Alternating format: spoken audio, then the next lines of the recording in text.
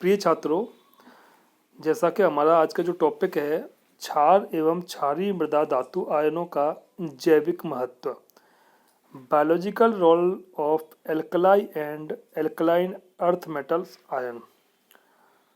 क्षार धातु आयनों में मुख्य रूप से सोडियम तथा पोटेशियम आयन और क्षारीय मृदा धातुओं में मैग्नीशियम और कैल्शियम आदि का जीवों के लिए विशेष महत्व है।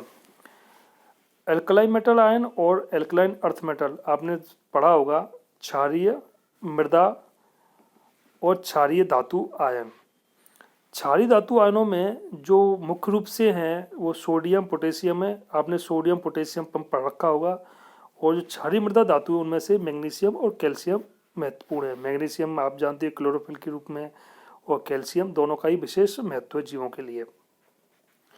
पहला जो हमारा टॉपिक है वो है सोडियम तथा पोटेशियम का महत्व, role of sodium and potassium. Sodium तथा पोटेशियम आयनों का उपापचयी क्रियाओं में विभिन्न कार्य होते हैं। ये दोनों ही जो आयन हैं इनका मेटाबॉलिज्म के अंदर महत्वपूर्ण योगदान है। सोडियम आयन मुख्य बाह्यकोशिकीय धनायन होता है, जबकि पोटेशियम आयन मुख्य अंतराकोशिकीय धनायन होता है।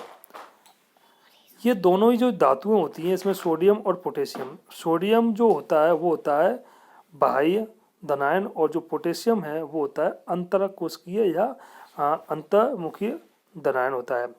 सोडियम पोटेशियम पंप कोशिका के आकार को बनाए रखने में सहायक होती है। इसकी अनुपस्थिति में कोशिका फूलकर नष्ट हो जाती है।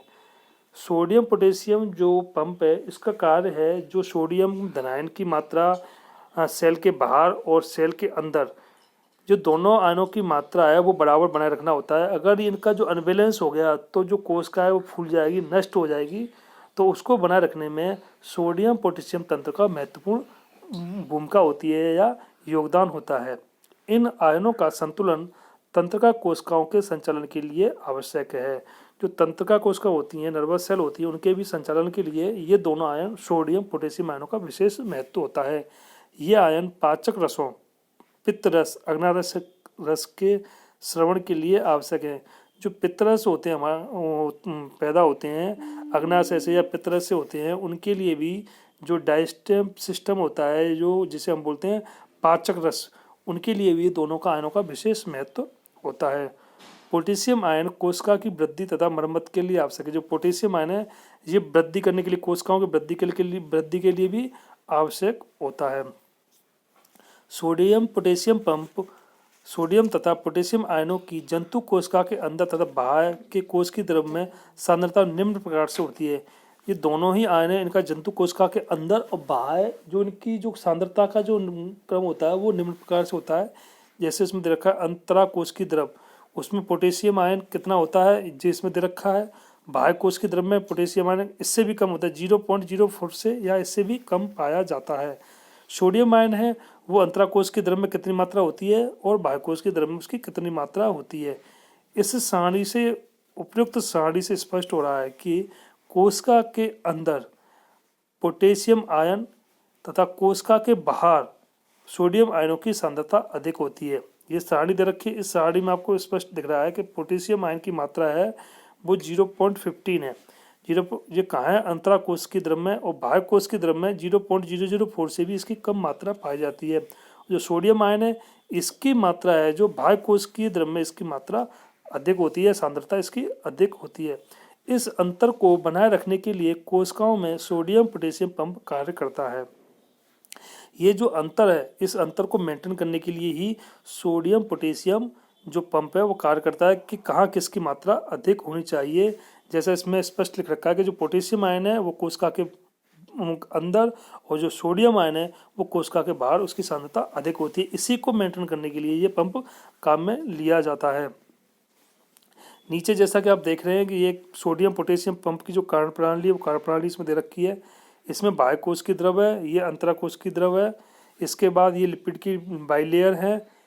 अब इसमें जो दे रखा है जो प्रोटीन का अणु है, इसमें से आप देख रहे हैं कि ये सोडियम है वो बाह्य कोश की द्रव में है और पोटेशियम है अंतःकोश की द्रव में है। अब इसमें इस पंप के अंदर जीव के बाह्य कोश की द्रव से 2 पोटेशियम आयन अंतरा कोशिकीय द्रव्य में स्थानांतरित हो जाते हैं। जैसा कि इसमें आप देख रहे हैं कि ये 2 पोटेशियम आयन है इस तरह से अंतरा कोशिकीय द्रव्य में ट्रांसफर हो रहे हैं बाह्य सेल से, जबकि अंतरा कोशिकीय द्रव्य से 3 सोडियम आयन कोशिकीय बाह्य कोशिकीय द्रव्य में प्रवेश करते हैं। ये जैसा आप देख रहे हैं 3 सोडियम आयन बाहर जा रहे हैं और 2 पोटेशियम आयन अंदर प्रवेश कर रहे हैं, जिससे बाह्य द्रव्य में धनायनों की अधिकता तथा अंतरा कोशिकीय द्रव्य में धनायनों की कमी।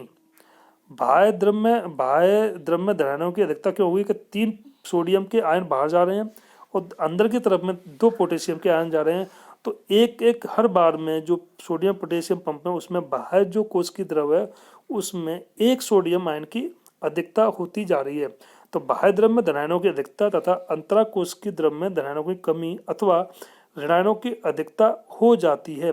इस प्रकार के आयनों के परिवहन के लिए आवश्यक है कि ऊर्जा एटीपी से प्राप्त होती है।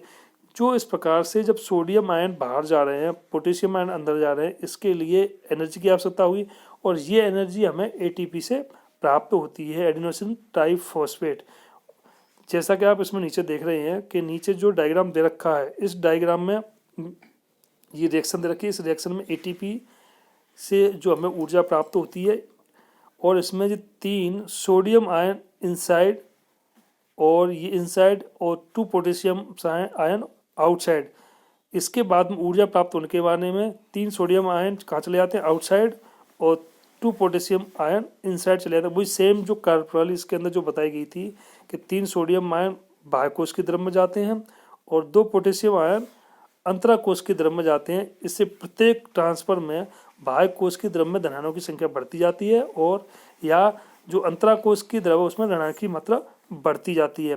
तो इस प्रकार से इसके जो सोडियम पोटेशियम पंप है इसके कार्य करने के लिए जो ऊर्जा की आवश्यकता होती है वो ऊर्जा हमें एटीपी से प्राप्त होती है, जिसके लिए जो समीकरण निम्न समीकरण दे रखा है किस प्रकार से सोडियम आयन और पोटेशियम आयनों का इस पंप के द्वारा कोशिका के बाहर और भीतर आयनों का ट्रांसफर होता है और उसके लिए जो ऊर्जा है वो किस प्रकार से एटीपी से एडीपी में ट्रांसफर होती है। तो इस प्रकार सोडियम पोटेशियम पंप कार्य करती है कोशिकाओं में और उससे कोशिकाओं में सोडियम और पोटेशियम आयनों का जो बैलेंस है वो बना रहता है और कोशिका फटने से या फूलकर नष्ट होने से बच जाती हैं।